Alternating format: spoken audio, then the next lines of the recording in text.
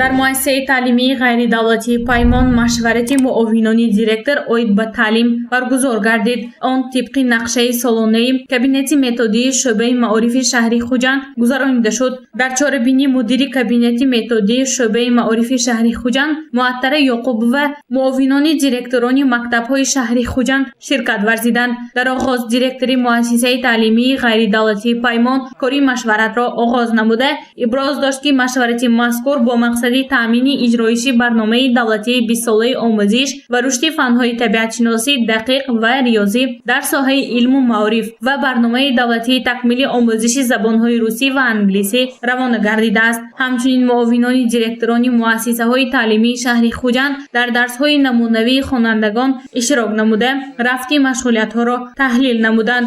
омӯзгорон асосан дарсҳоро бо усули нави хониш яъне салоҳиятнокӣ бароҳ монданд. дарсҳои намунавӣ аз равияҳои дақиқ ва ҷамъиятшиносӣ аз синфҳои 5 то 11 гузаронида шуд.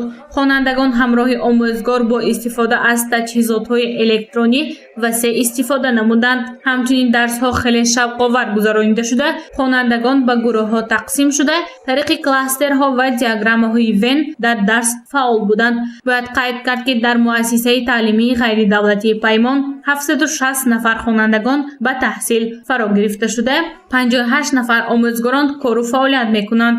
маъмурият ва омӯзгорони муассисаи мазкур кӯшиш мекунанд хонандагонро дар роҳи рост таълиму тарбия намоянд.